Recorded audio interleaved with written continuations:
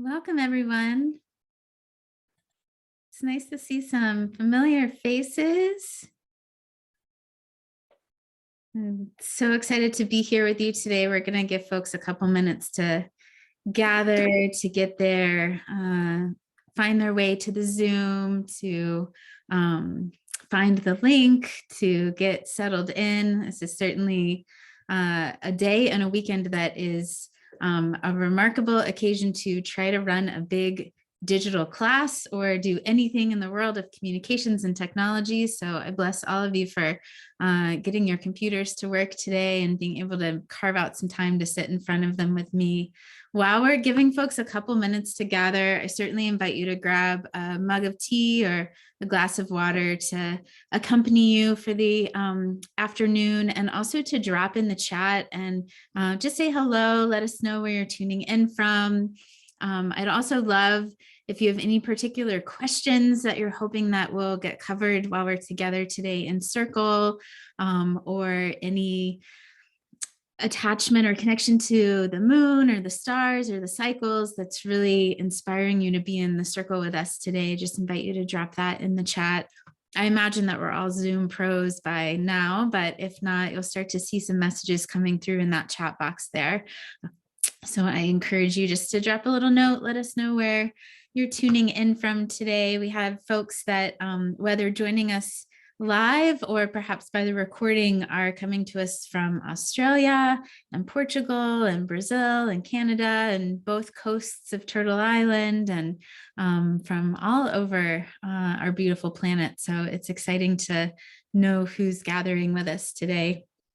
Because we're anticipating a larger group, we have all of your microphones on mute, although I'd love to hear a chorus of beautiful voices.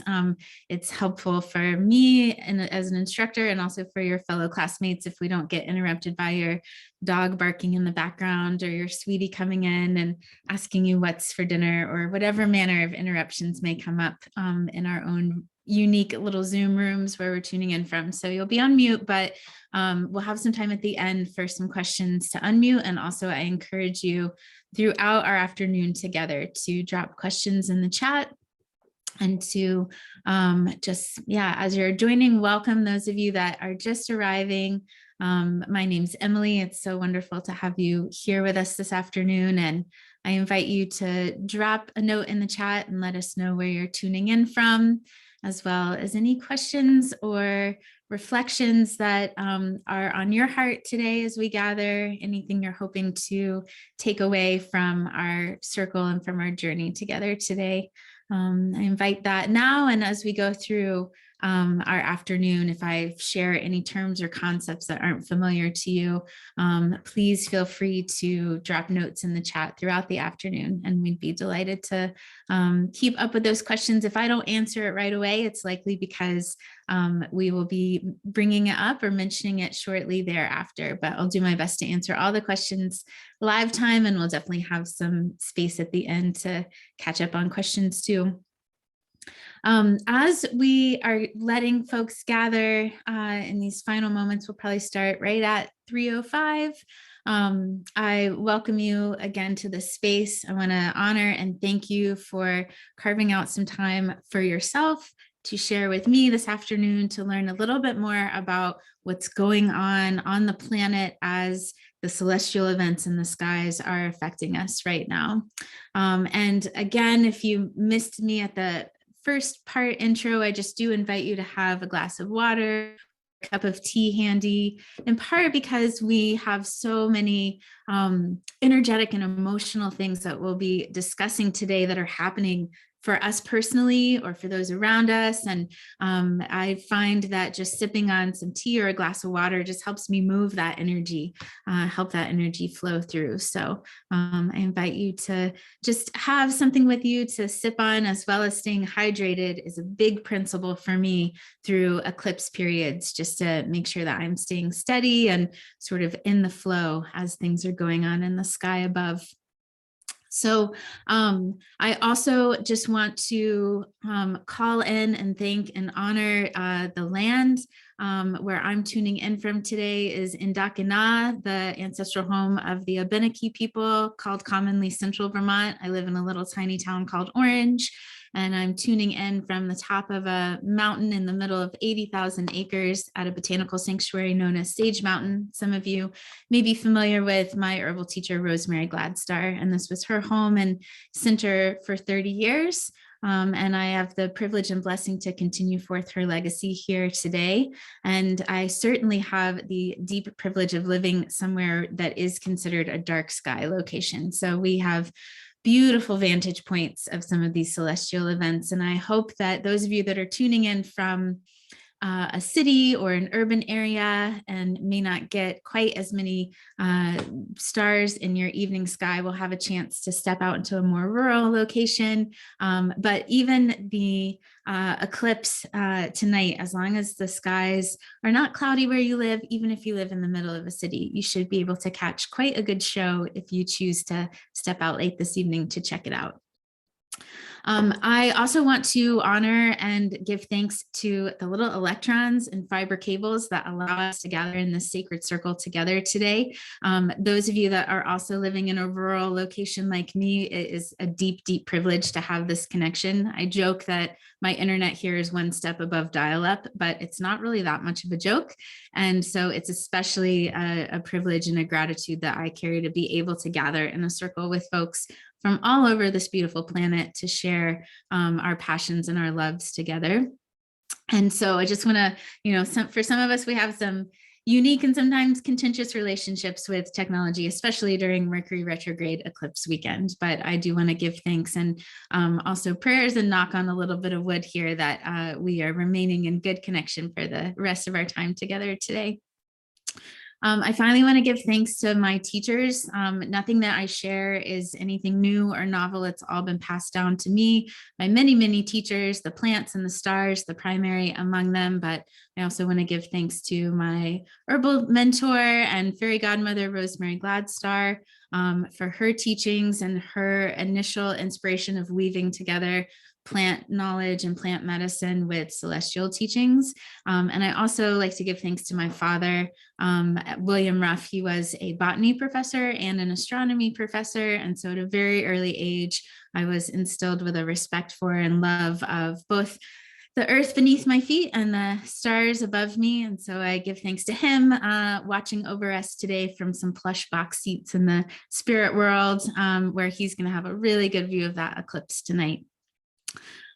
Thinking about those two teachers in particular, as well as lots of other teachers that have informed my work, I just like to give a little context, especially for those of you that this is your first class that you've taken with me, or perhaps you've taken herbal classes with me before, and this is your first class venturing into the realms of celestial happenings.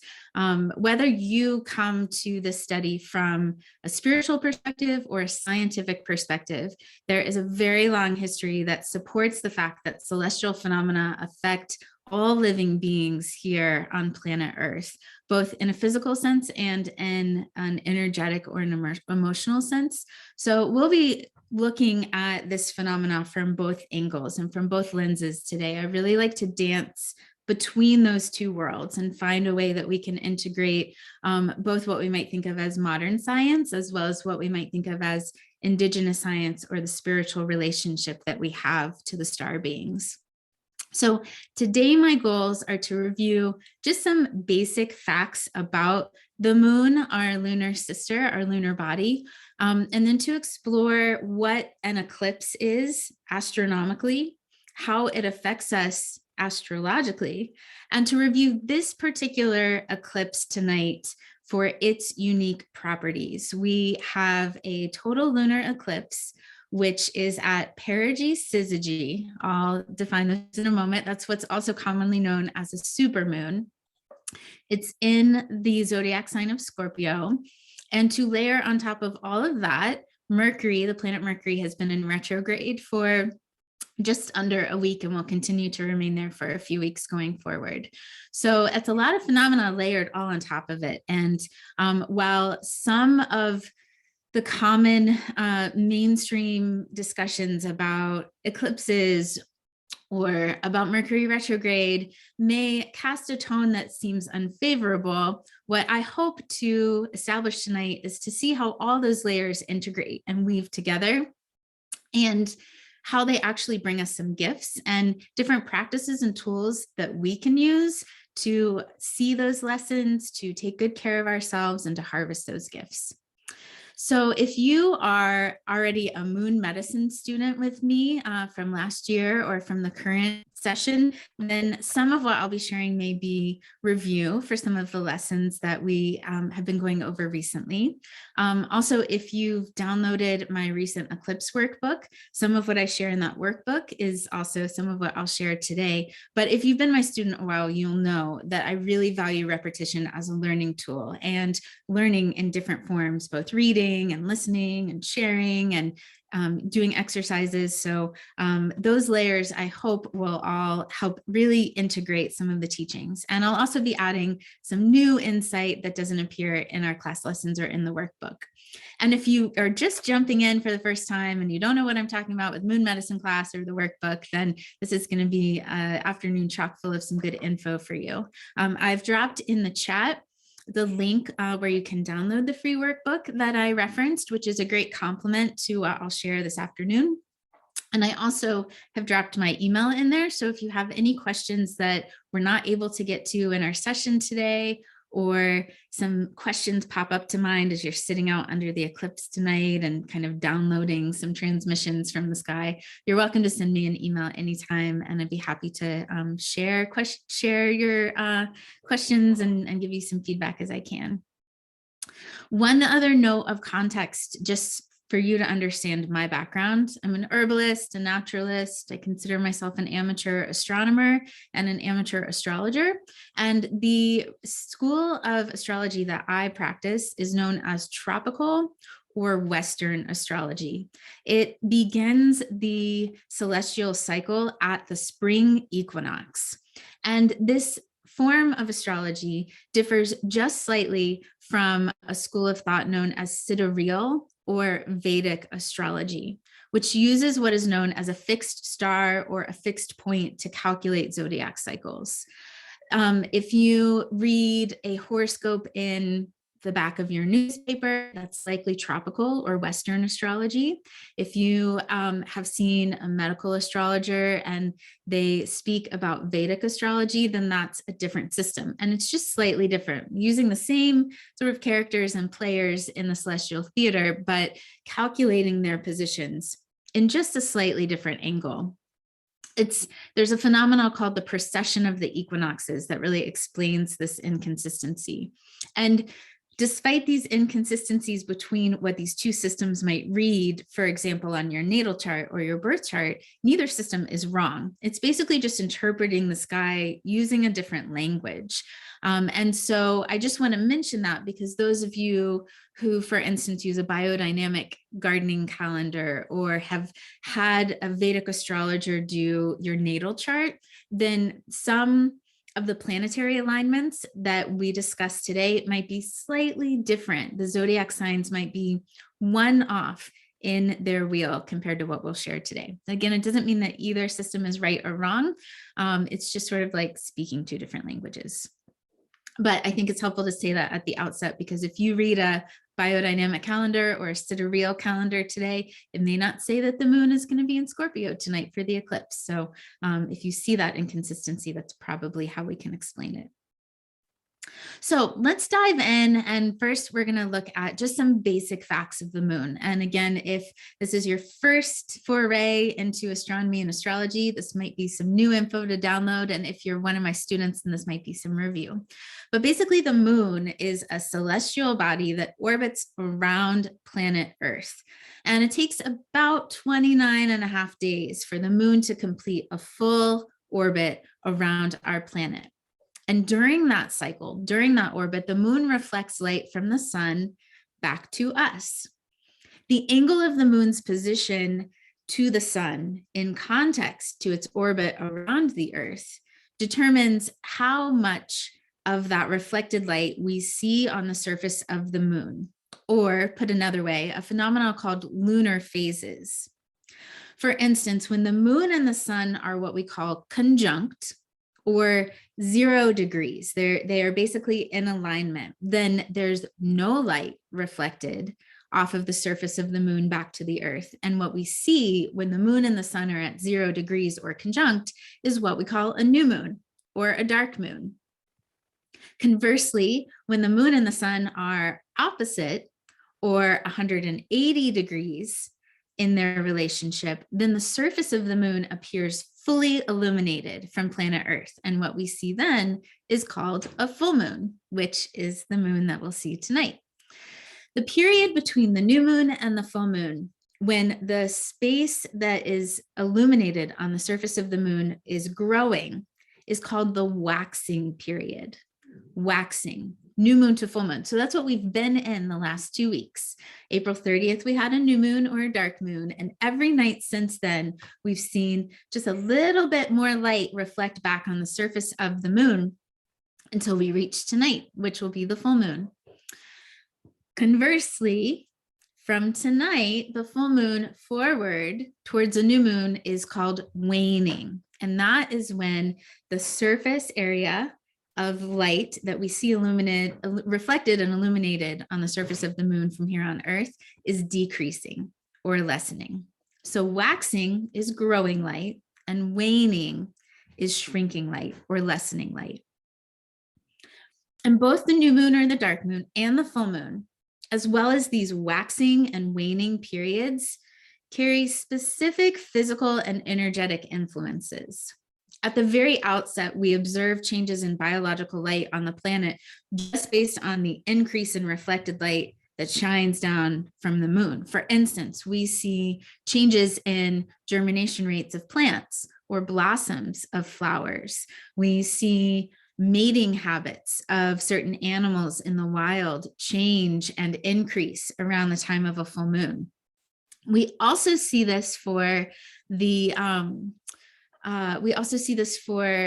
humans as well. We see these physical influences. We see things like the syncing of menstrual cycles to the lunar cycles. We see an increase in births happening around the full moon. We also see an increase in accidents and traumas. If any of you work in emergency rooms or have ever had a colleague or a friend work in a police station or a fire department or emergency room, they typically staff more staff during a full moon period because there is an increase in accidents and traumas during that time. Now, the orbit of the moon around the Earth is not perfectly circle. It's slightly stretched on each end. It's a slight ellipse. And because it's not perfectly circle, but it's a little bit flattened in the middle, that means that there's a time when the moon is slightly closer to the Earth and a time when it's slightly farther away. When it's closer to the Earth, we call it perigee. And when it's farther away, we call it apogee. And there's a perigee and an apogee that happen every month as the moon completes its orbit. But occasionally, these times align with a new moon and a full moon. So when we have perigee, that part of the orbit where the moon is a little closer to the Earth, and we have a full moon at the time of perigee, then we call that a supermoon. So a lot of times I see like on CNN, like watch for the supermoon tonight. And I'm like, well, it's not a historical term in astronomy. It was something that was coined around the 1970s, but it's definitely a phenomenon that aligns the closest period in the moon's monthly lunar orbit with a full moon. That does actually make the moon appear about 14% larger as viewed from planet Earth. It doesn't mean that the moon is actually grown out there in the space cosmos orbit. It just means that it looks about 14% bigger when it's at perigee, especially when it's at a full moon. So also during this roughly 29.5-day cycle, as the moon is orbiting across the ecliptic, it passes through 12 constellations or 12 zodiac signs. It stays in each sign about 2 to 3 days. And that's not precise because of its stretched orbit, its ellipse, and the fact that sometimes it's closer to the Earth and sometimes it's farther away because of this perigee-apogee phenomenon. It's not in every constellation precisely 3 days. It's usually about 2 days, 2.5 days, sometimes a little longer. These constellations were named thousands of years ago along the zodiac, and there are 12 of them. They are assigned a different element: earth, air, water, or fire. And as the moon moves through these constellations, these zodiac signs, it rotates between earth and air and fire and water. And each of these zodiac signs confers a particular energetic influence on the moon during its stay in that position in the sky. So tonight, the moon is found in the zodiac sign of Scorpio, which is a water sign. It is a sign that is associated with the depths of our emotions. It's also a sign that's associated with revealing truths, especially those that are kind of deeper seated in our heart or in our psyche that may not be truths that we always accept or acknowledge on the surface, but that we really have to dive into deep layers to accept and access and work with. Hold that little nugget in your cap, and we'll be revisiting that in a minute. So those are some basics about the moon. Thumbs up, everyone feeling okay so far? Okay, feel free to drop some questions in the chat. And Rosemary, I'll drop another link in for that workbook before we wrap up to make sure that you can access it. So now let's talk about eclipse. Let's talk about the astronomy and the physics of an eclipse. So I'm going to share, hopefully technology will cooperate real quick. I'm going to share a little image from me here. So an eclipse, the word eclipse comes from the Greek word eclipsis, which translates to English to mean fails to appear or ceases to exist. Lunar eclipses always occur when the Earth gets fully or partially in between the sun and the moon, and it throws the moon into a shadow, as you can see on this diagram here. The lunar eclipse is the image featured on the bottom of this graphic. Conversely, solar eclipses, as you see on the top of this graphic, occur when the moon moves between the Earth and the sun, blocking or eclipsing our view of the sun. The Earth, the lunar eclipse phase, the Earth is a much larger celestial body than the moon. So as we pass in between the sun and the moon, and we see a shadow across the surface of the moon, it takes a longer amount of time for us to pass and create the shadow and then have that shadow disperse compared to solar eclipses. The moon is much smaller than the Earth and certainly much smaller than the sun. So when the moon eclipses the sun, that phenomena takes sometimes, I think the longest you can see a total solar eclipse is something like 7 minutes, whereas a lunar eclipse can take several hours to complete. Eclipses always occur in pairs. There's always a solar eclipse happening within a few weeks' time of a lunar eclipse, or vice versa. Lunar eclipses always occur at a full moon, and solar eclipses always occur at a new moon. So we had a solar eclipse that took place on April 30th with the last new moon. And tonight with the full moon, we have a lunar eclipse taking place. So they always occur in pairs. Solar eclipses always occur on a new moon, and lunar eclipses always occur on a full moon. Sometimes the full moon lunar eclipse happens first. Sometimes the new moon solar eclipse happens first. That can vary, but they always occur as pairs. And once every bazillion years, I was going to say blue moon, but that would not be correct. But once every so often, there is actually a third eclipse in that pairing, but that is much more rare. We did have that happen in the last 2 years though, so I want to mention that. So eclipses can only be viewed in a certain track or path on the planet, and that has to do with our alignment. And I also should mention that, as you saw in that last slide, where there was that alignment between the moon and the sun and the earth, or in whatever order, we see a variation of that alignment with every new moon or with every full moon. But we don't have an eclipse with every full moon or every new moon because the orbit of the moon has a slight tilt compared to the Earth's orbit around the sun. It's about 5 degrees off. And so for that reason, we see a fair alignment between those three celestial bodies, but we don't have an eclipse every single new moon or every single full moon. We only have it. Usually there are 2 eclipses a year or 4 eclipses a year.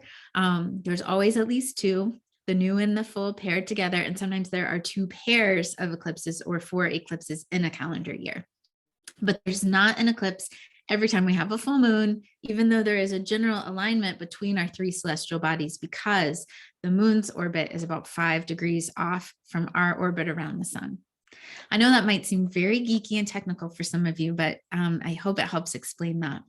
So eclipses are, again, only viewed in a certain path or a track around the planet. So in this slide is the image where we can see the eclipse, the total lunar eclipse tonight, happening in the wee hours. And I'll talk about the timing in a little bit. If you're on the West Coast, you will see not necessarily all of the eclipse. You'll see a good chunk of it though, after the sun goes down. If you're on the center of the country or the East Coast, and in all of South America, then you'll get to see the entire eclipse from the very, very start through the very, very end. Now, will you be awake for the entire eclipse? Not necessarily sure. It starts about 9:30 Eastern time tonight, and it peaks about 12:30. And I'll share again some of those precise timelines before we end. But you'll be able to see it from all across North America. You'll just miss a little bit of it from the West Coast tonight. However, even if you were in Europe or Africa or Asia and you weren't able to see the entire eclipse path tonight, you would still be influenced by the energies that are taking place. Now, I want to note that in a lunar eclipse, when the Earth comes between the sun and the moon and the Earth's shadow covers the moon doesn't fully go away. We still see a bit of it. It tends to turn the moon red. So sometimes, like I looked on mainstream media earlier today to see what they were saying about the lunar eclipse, and they kept talking about it being a blood moon, which simply means that the moon turns red because there's a little bit of refracted sunlight haloing around the Earth as the Earth's shadow is in front of the moon. So the moon never completely disappears as the sun might in a total solar eclipse. We just see this beautiful shadow cast across it that gives this lovely clay colored red hue. And the moon is very dark. It will certainly not be the bright full moon that you're used to, but it won't be entirely disappearing. It'll have this deep, beautiful red hue to it. So talked about the pairing of the eclipses and either new moon and full moon. We talked about solar and lunar eclipses being paired together. We mentioned that the moon's orbit is about 5 degrees off parallel, so we don't see an eclipse every full moon. We just had our last new moon solar eclipse, April 30th, and tonight we are experiencing the full moon lunar eclipse. So in addition to solar and lunar eclipse being paired, they also arrive on what's called a zodiac axis. And an axis simply means that one of the moons is going to be in a zodiac sign, and the opposite moon, so the solar eclipse that we just had was in a zodiac sign that's opposite on the zodiac wheel from where the lunar eclipse will fall in the zodiac. So on April 30th, in our new moon solar eclipse, it was in the zodiac sign of Taurus. And tonight's full moon lunar eclipse will be in the zodiac sign of Scorpio. And if you look at the wheel of the 12 zodiac signs, if you look at the ecliptic, then you see that Taurus and Scorpio are polar opposites. They're right opposite of each other. That also happens every non-eclipse full moon and new moon pairing. So the solar eclipse we just had was in Taurus. Tonight's lunar eclipse is in Scorpio. And for those of you that study the zodiac or are looking into astrology more, it's helpful to consider what happens across that axis, energetically or emotionally, to give us some insight as to what might be happening during this eclipse period. For example, Taurus is the sign of feeling grounded and being really rooted in the material world. We see a lot of themes about our resources, where Scorpio is all about emotions and again, going really deep.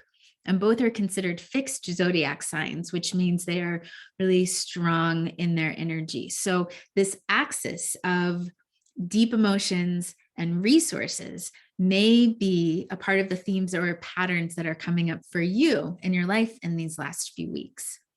Anytime we have an eclipse period, we certainly see initial lessons and insights and teachings coming up during the day of and the days following the eclipse.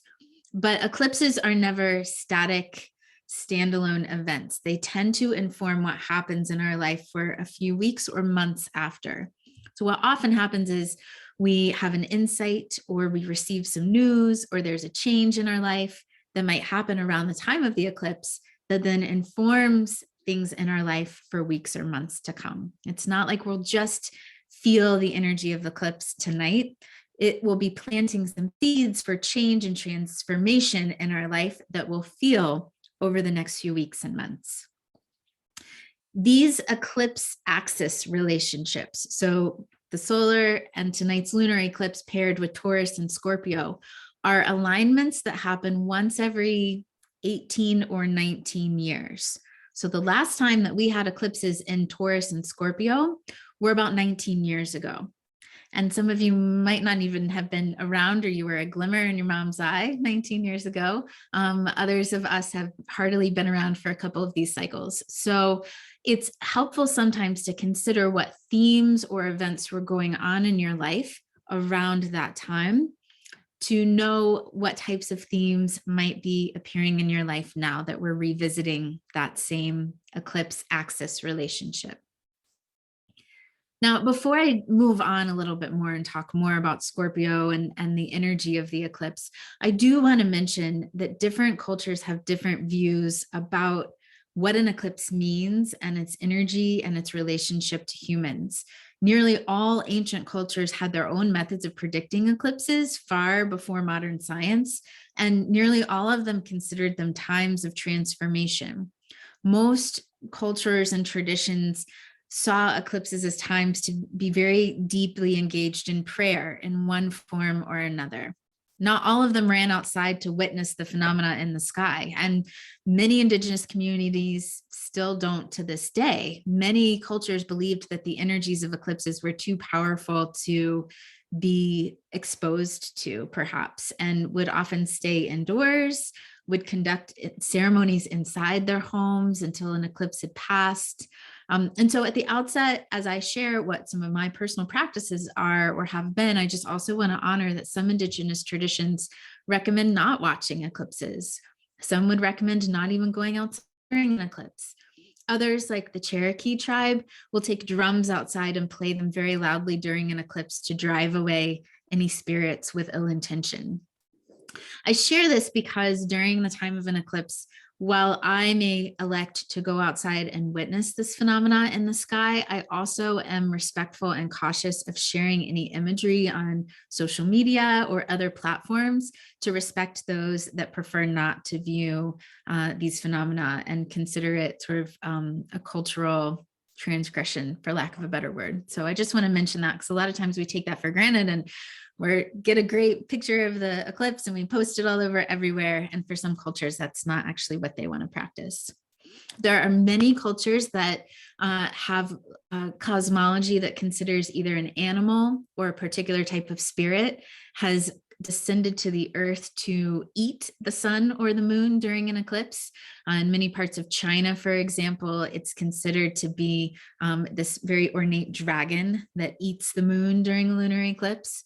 In parts of Togo and Benin, eclipses were thought to happen because of fighting or tension among humans on the earth as a way of the sun and the moon to sort of be playing out that tension or that human war happening on earth. I think that I now more than ever, when I reflect on that, I think how relevant that is to the eclipses that we see today. But whether there's a negative or positive connotation to an eclipse, in every culture that I've studied, there's a universal theme of engaging in prayer or meditation around these times. It's thought, whether through astrology or indigenous cultures, that eclipses reveal things that are typically kept hidden. They illuminate things about our physical manifestation, our relationship, our health, our emotional world that may otherwise be in the shadows. And they shine a light on those places. These revelations can be a powerful starting point for us to make positive changes in our life, whether it's developing a new habit or transforming a relationship. But they can also be uncomfortable starting points because these insights that are revealed are usually hidden, and we're having to bring them out into the light. And any change, even change that's good for us, can sometimes feel a little uncomfortable when we initiate it. So nonetheless, this eclipse sort of pulls back the curtain on aspects of our personal life, how we care for ourselves, our relationship dynamics, and other aspects of our life that we might prefer to keep hidden. Eclipses also don't just affect us personally, but they also can bring change and upheaval to structures of power in our greater society. And I mention that because we may see playing out in the world some of the effects of an eclipse, not just in our personal life. Astrologically speaking, those of you that have your moon or your rising or your sun sign in Taurus or Scorpio, or have other major placements of those two planets in your natal chart, will possibly feel this eclipse more. So if you have Taurus as your sun or your moon, or Scorpio as your sun or your moon, then you may be personally feeling the shifts in this eclipse more than a colleague or a friend that doesn't have those same placements. We all feel it though. They're all universal phenomena. And again, the seeds that are planted in an eclipse time tend to be those that continue to grow in our life for weeks or years to come. During eclipse, we tend to notice certain types of events increase. And it doesn't mean that we will all experience these things in the next week, but if you experience them, especially something that's out of the blue or unexpected, then it may have a little bit of influence from the eclipse. So any major news or major life event, if you are offered a new job, or if you meet a new beau all of a sudden unexpectedly, or any sort of major life event, there tend to be major endings and major beginnings. And when I think about the endings that happen during eclipses, I always remember that sometimes when a door closes, it's because another door is opening. There also tend to be lots of random, unexpected events that take place. And my personal example that I felt really gifted to get to share as just a very small anecdote is that my partner ran out of gas in my vehicle. And because he ran out of gas, he noticed that there was an abandoned kitten left in the woods that someone had dropped off, as they tend to do here in the springtime in rural areas.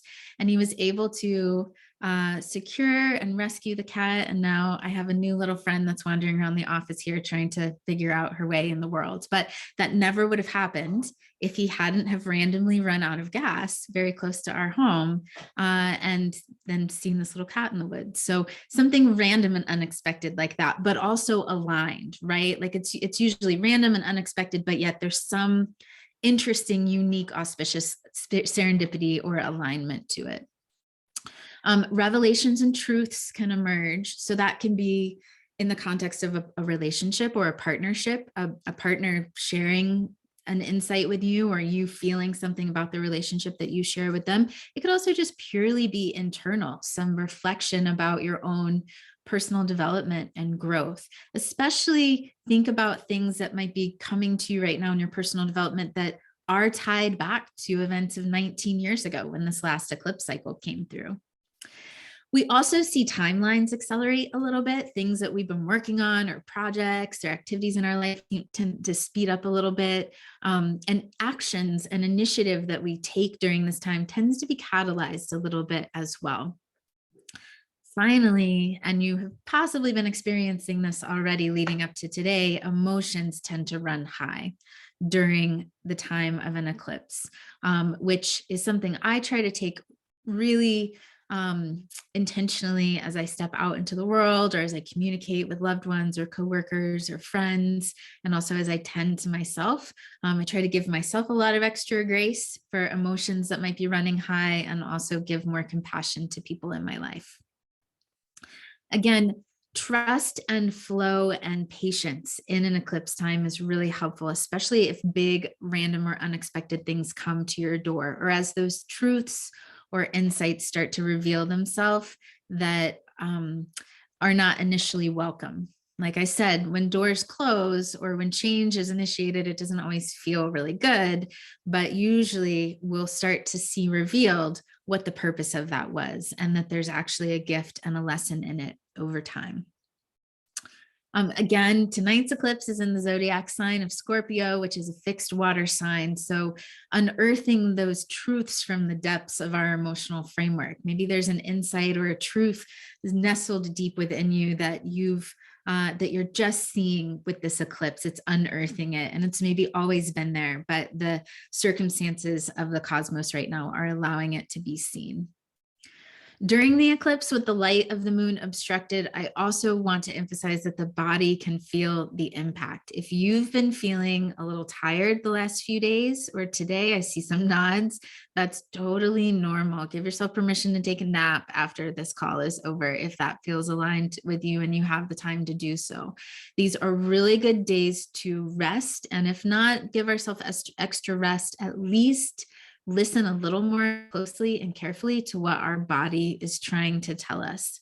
Practices like meditation, yoga, a foot bath, a whole bubble bath, or simply carving out some extra moments for silence and stillness can be really helpful for integrating the energy, because it's not just emotional, it's not just these truths being revealed, but there's actually a physical impact as well. I think of it sort of as an energetic cleansing or a transformation that takes place in our mind and body. And you can use it to your favor if you allow yourself to slow down enough to experience it fully. There's a couple other practices that I'd like to share about my personal techniques of moving through eclipse time and trying to keep myself steady. I like to use this time to clean my physical space, decluttering all the way up to like a deep clean in my home. Don't overwhelm yourself. Remember, we're still thinking about this in the context of rest, but maybe there's a room or a corner or a drawer that might be wanting some tending right now. I think it's a great time to sort of cleanse the space. I like to light a lot of candles, especially while the eclipse is going on, just to balance the shadow of the moon with the energy of light. You might bring flame or fire element in other ways, like some smudge or incense or a small fire.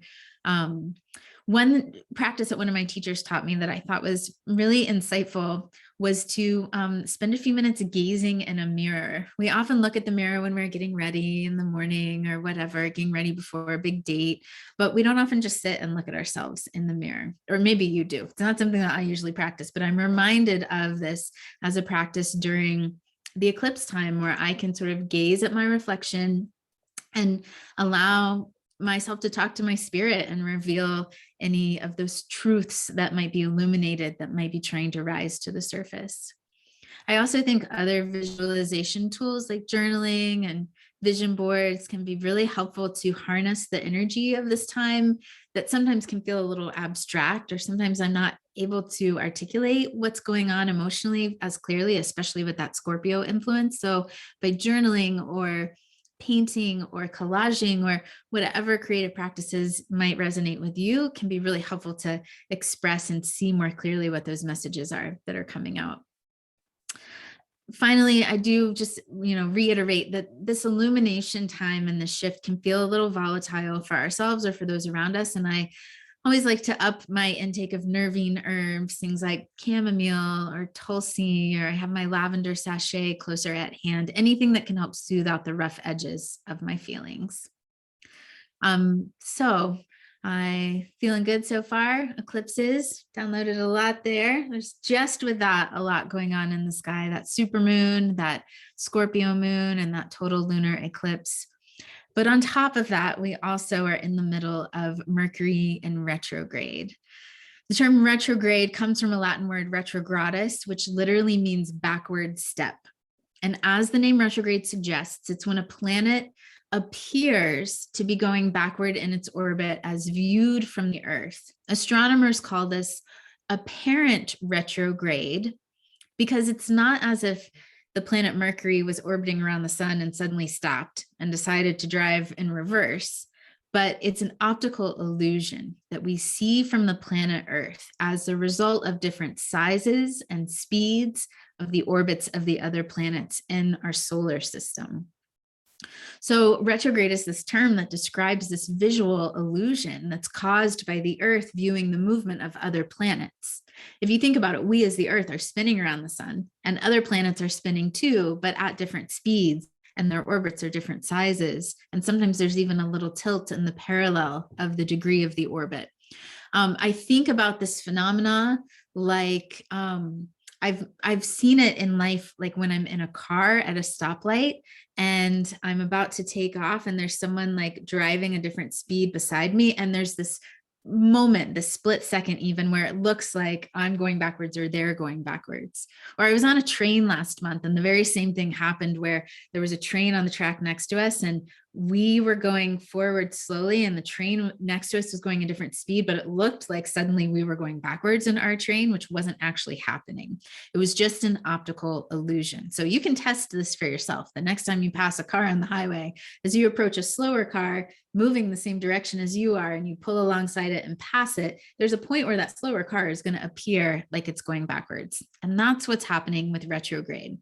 So this retrograde phenomena is an optical illusion, but it's one that historically people have documented, cultures have documented for thousands of years, because from planet Earth, when you look up in the sky, it looks as if Mercury is every night moving forward and direct and prograde at a certain pace, and then it suddenly slows down and stops and starts to appear like it's looking backwards.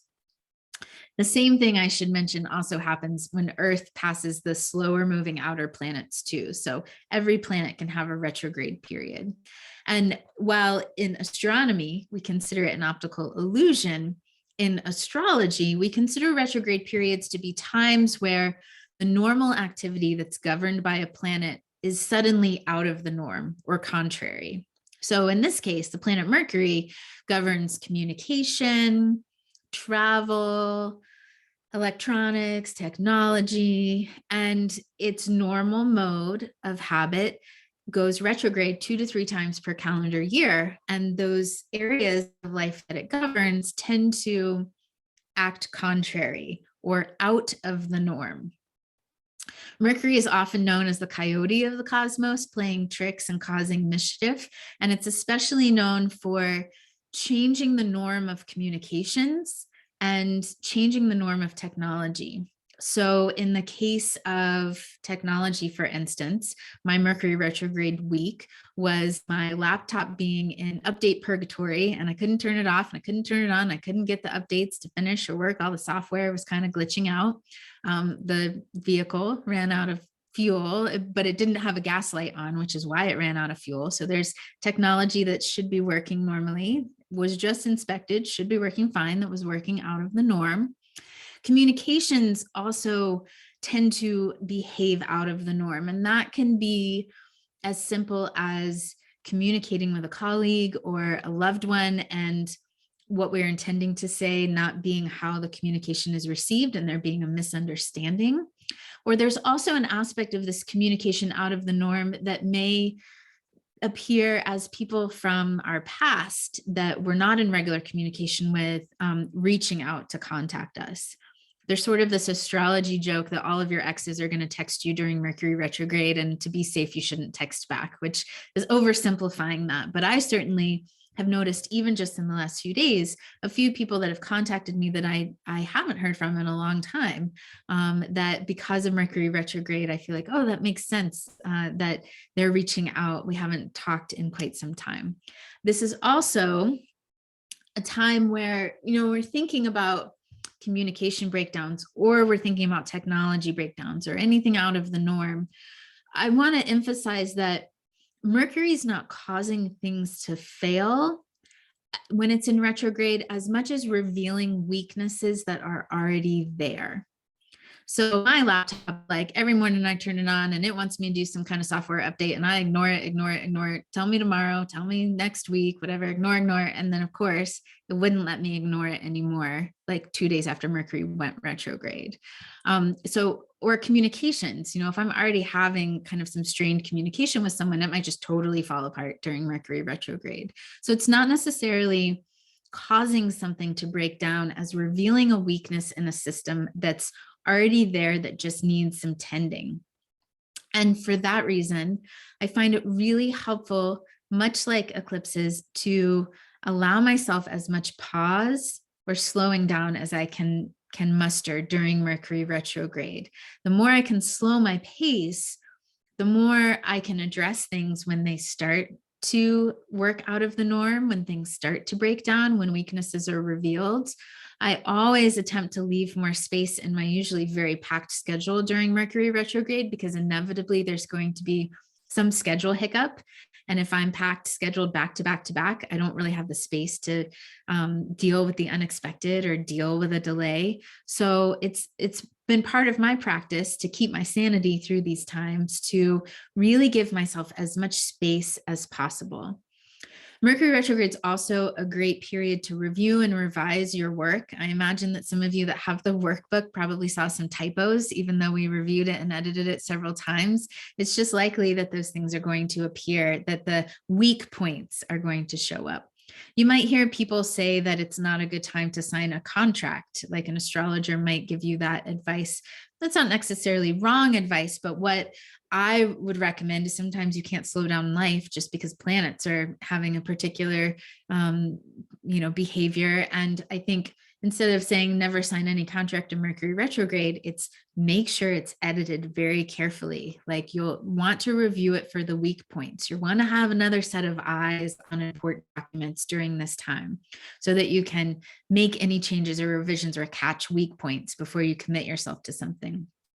I make it a practice to even edit my basic emails one extra time before I press send, just in case during this period. And even then I still send things that don't make sense to the recipient, or I misspell something, or I say something wrong.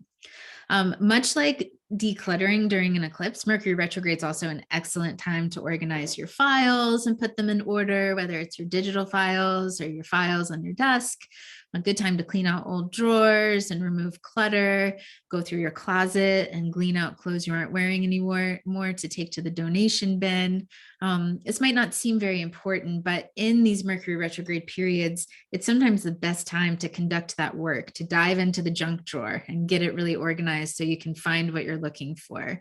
I find that whenever I dedicate a little time to sort of organizing during these periods, that I thank myself for it later. So we've talked about lunar eclipse in the sign of Scorpio. It's at perigee in alignment, so it's a super moon. And we also have Mercury retrograde shadowing over all this. Mercury went retrograde on May 10th, and it will remain in retrograde through June 3rd. All of these layers together, my advice to you is to rest, to pause, to go slow, to take extra good care of yourself. We all know we should be taking care of ourselves, and may these celestial forces give us yet another reminder to check in with ourselves and our personal needs, physical and emotional. My teachers have always shared that it's a good time to give a pass to intoxicants, because especially in these eclipse weekends, we will feel that inebriation even more. And it's not a time we need to feel more wobbly. The stars are always already making the ground beneath us wobbly. So consider cleansing what you can from your life that seems reasonable, from your diet, from your intake, from your consumption. Remember that eclipses aren't just affecting each of us personally, but they're bringing upheaval to others' lives around us, as well as to the larger social structures that are in power. So check on your mentally and emotionally tender friends too, if you feel like you have the capacity to do so. I mentioned really early on that hydration is really important to me during these emotional times to help move that energy through the body. So make sure you stay well hydrated. That's a very simple way we can keep ourselves in good care during this period. And if you're an herbalist and you have any nervine herbs that are particularly resonant allies to you, you can incorporate some of those in your life more. I'm really leaning on chamomile and tulsi right now as my go-to nervines. Give yourself lots of grace and give lots of compassion to others too, as much as you can muster. And especially during this eclipse era tonight, tomorrow, press pause on excessive expectations of yourself. You may want to think about what you've got lined up for tomorrow and go ahead and see if you can move your schedule around a little bit, or give yourself a little extra pause, a little extra break while you can. It's ideal to alleviate as much pressure as you can from yourself right now during this time. And also keep yourself in check. Be mindful of lighting fuses with others in your life. It is Scorpio, so emotions are running really high right now. But as much as we can blame Mercury and the eclipse for that, we also have our own personal responsibility. And you might be feeling pretty steady because of all these tips and tools during the eclipse, but those around you might not. So be mindful that you're not lighting any fuses. This is akin to a cosmic storm, so to speak. These heightened conditions are only here for a short time and then they'll pass, but the volume is on high decibel for everything right now. So just go not only extra easy on yourself, but on others. Incorporate some meditation or some prayer as you're feeling called, as things are magnified. Take extra care of your mental health this weekend. Consider in that meditation with this eclipse energy, what might be asking to be released or let go in your life to make space for what you want to create. And in the end, just wherever you can, lay low and rest and give yourself moments of reflection. It's a big weekend and it's a big night. And so I hope that these insights have given you some context for what's happening, as well as what we're feeling around what's happening, and some tools to feel a little more grounded and centered through it. The big eclipse is starting tonight. On the East Coast, it technically finishes or becomes total in the wee hours of Monday morning, the 16th, but technically it's the full moon that rises tonight that will be eclipsed. On the East Coast, we see the eclipse starting at 9:31 p.m. with what's called the penumbral. That's just the most outer shadow of the earth that is covering the moon. And then what we call the partial eclipse, where the darkest part of the earth's shadow covers the moon, happens about an hour later at 10:27. Then the total eclipse period begins at 11:28 p.m. It reaches peak at midnight 11 a.m. And then it starts to cease and the light starts to return around 12:53 a.m. tomorrow morning. And these are all East Coast times, so you can make adjustments if you're in a different time zone. The moon will leave the umbral shadow of the earth at 1:54 in the morning, and it will leave the penumbral, the outer shadow, at 2:52 in the morning. So all told, we have an eclipse that starts around 9:30 and goes until around 3 a.m. So make yourself some hot cocoa if you're planning to stay up, and definitely get a nap today, or just consider stepping out in some of those key moments to witness. Again, this total lunar eclipse is going to appear as not a moon that's invisible, but as a beautiful dark red or a blood moon tonight. So that's a beautiful phenomena that we're going to see. So that's the haps, the cosmic happenings, the celestial influences. I hope that this has given you some insight. I'm really mindful of the hour that you've given us to be in circle today, and that some of us may need to go get a nap in right away and make our nervine tea and start to clean out our junk drawer. But I'm happy to stick around for a couple extra minutes if you have any questions, or again, feel free to email me. I'm going to put the email in the chat again. And what I'm going to do, because a couple of people said that my link did work, but Rosemary said that the link didn't work for the workbook, is as soon as we wrap up the call, I'm going to just email you a direct link to make sure that it does work. I want to test it before I drop something else in the chat and have Mercury retrograde mess it up again. So I'll double and triple check that link and then send it out in an email a few minutes after we wrap up. So check your inbox for that so you can get the workbook to accompany. Any final thoughts or questions? I don't have a question, but I just want to thank you for these presentations. And unfortunately, I missed so many because I never get to the link to work on my computer. So one of my grandchildren did it for me late today, but I see that I have a problem seeing it on my phone. And that's why it's another reason I can't get it. I can't do the two. So I'm on and I'm grateful, and I'll listen to the first half when it gets recorded and up there.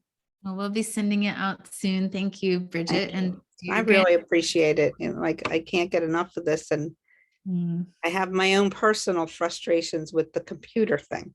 New computer, a different kind of computer, has nothing to do with the course. The course is absolutely fabulous and very informative. Well, I'm glad you could make it today, Bridget, and I hope that the eclipse goes easy on you and on all of us on our technology tonight. And I'll send that recording out once it gets uploaded so you can watch the first part of that, as well as sending that workbook link too. So again, don't hesitate to drop an email this week or tonight if you're out there and you're getting some transmissions downloaded from the eclipse and you're really feeling it. Feel free to send some questions my way. But thank you all so much for being here today, this afternoon. And I hope that any of the transformation and energies that you feel with this eclipse tonight are planting nothing but seeds of beauty and bounty in your life for the weeks and months to come. Happy moon gazing, everyone. Many blessings.